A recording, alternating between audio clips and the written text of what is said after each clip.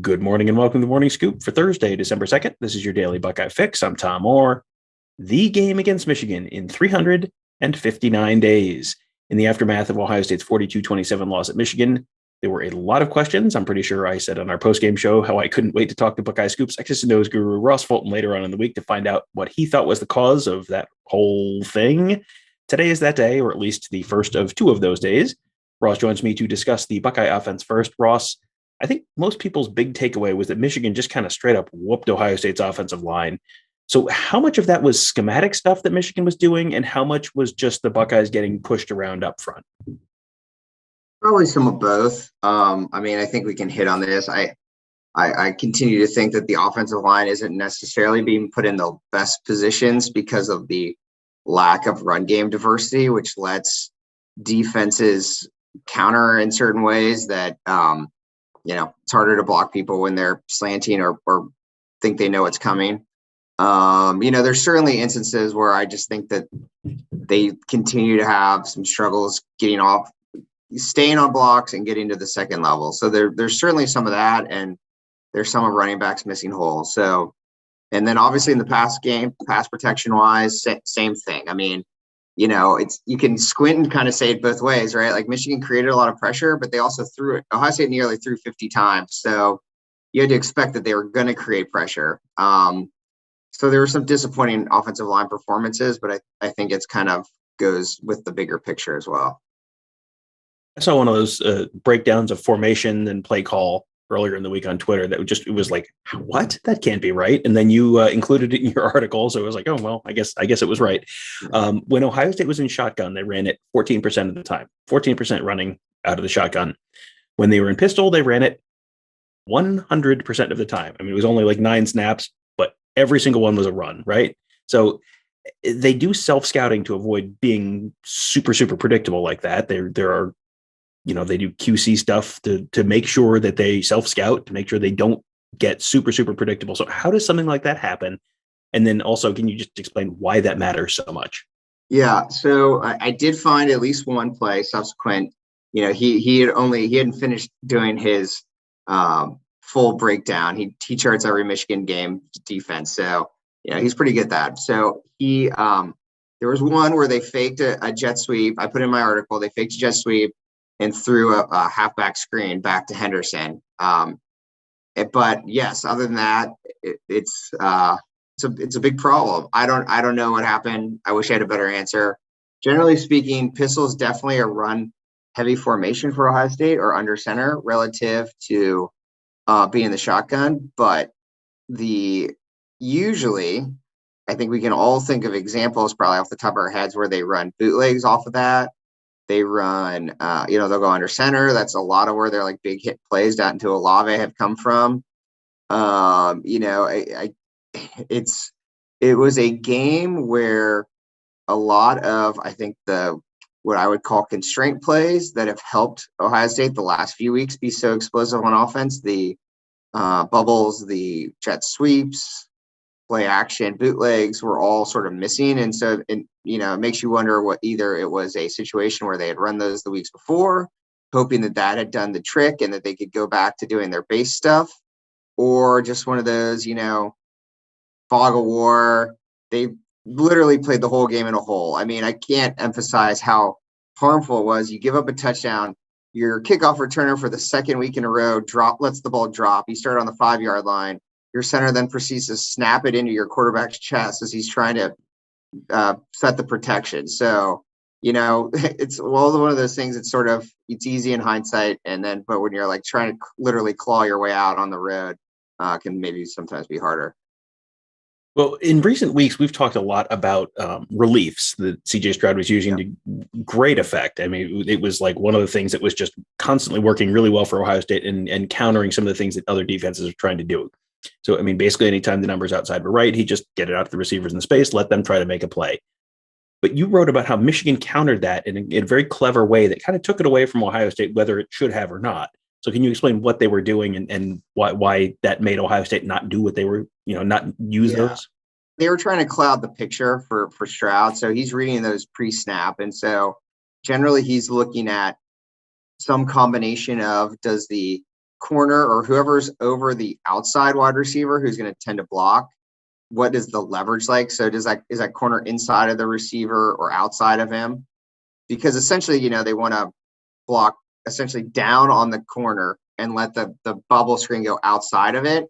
And so if they don't have that leverage, they won't throw it, or a numbers check. Do we have 2/2 or do we have a numbers advantage? And so, Michigan would tend to line their corner on the outside or up, and again making him think he had less of an advantageous block to throw, and then they'd fall back, or the overhang would dance back and forth between covering up the receiver and coming into the box.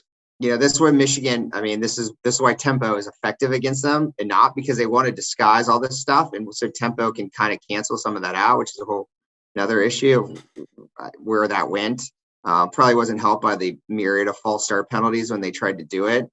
But yeah, so there are at least several instances where they should have thrown the bubble. And like I talked, this is one of the downsides of relief or read plays in general, right? You don't want to let the defense dictate to you. So, there was one example early in the game, for instance, where they motioned Jeremy Ruckert out to be essentially a lead blocker for the relief, and he didn't throw. And it's that's when you really should throw, unless you absolutely think it's going to be intercepted or something, because you're really setting that play up to be that. And so I just think that he was, I'm not sure what they told Stroud before the game and prep, but I think, he let himself get psyched out of throwing that more often when he should have. And this was another game where they went super pass heavy. Just look at the balance. And then afterward, Ryan Day said, well, we probably should have run it more. And, you talked about that as well. At this point, it feels like, he's got that call sheet. Sometimes when I forget things constantly, I'll just leave myself a little Post-it note. So does he need to just leave a little Post-it note in his call sheet that says, don't forget to run the ball? Can you explain how do you solve that? How do you get yourself out of that mindset? And then, why does that hurt them in the passing game as well if they're not running the ball? Yeah. So, and again, easy to say, but then everyone also wants to criticize where they came out of the second half and they ran it 3 straight times and got stopped and had to punt. This is just a better passing team than a running team. So that plays into it. But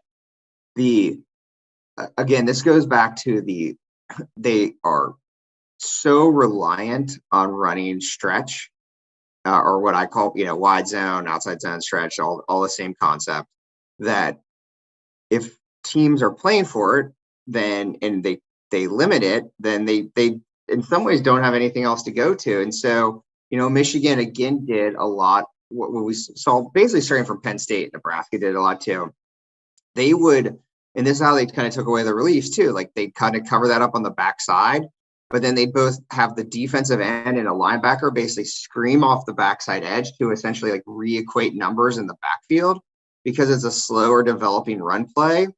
And so, those guys would essentially, then there'd be nowhere to cut the ball back to. And so, they could have done stuff like more split zone to kick those guys out, and they did some, but then their running backs missed a lot of holes. I think that's sort of an underrated issue this year, and I think it kind of got worse as the year went on.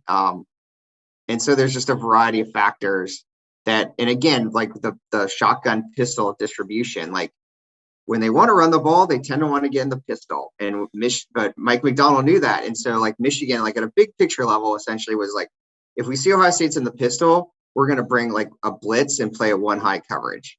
And if we see them in the shotgun, we're going to generally play cover 4 and bracket the outside receivers. And so when you have that big of tendencies, you're kind of playing into the defense's hands and letting them dictate what they're doing. We just mentioned bracketing the receivers. So let's talk about the receivers a little bit. And one thing I was wondering about watching the game, which you can't always tell on the TV broadcast, is whether the guys were just, they're not throwing downfield. Is it because the guys are not open? Is it because they don't, he didn't have time, or whether they just weren't throwing downfield because that wasn't what they were trying to do? You get to watch the all 22. Sometimes when you're doing these, you're kind of grading this stuff out. What did you see watching that game? Why were they not taking those shots downfield? Yeah, a lot of it is the bracketing, right? So I can't really think of a team that's played quite Ohio State like this.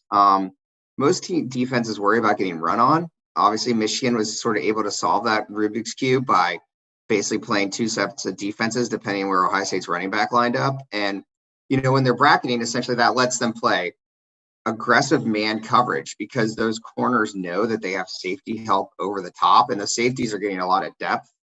And so it makes it harder to get downfield. Now, where Ohio State could get them into some sort of single high, like a cover 3, they could hit some shots downfield. But it just made it so that they had to more grind out yards in the mid-range of the passing game. Like, Ohio State's receivers are so good, like they beat the brackets sometimes and got open.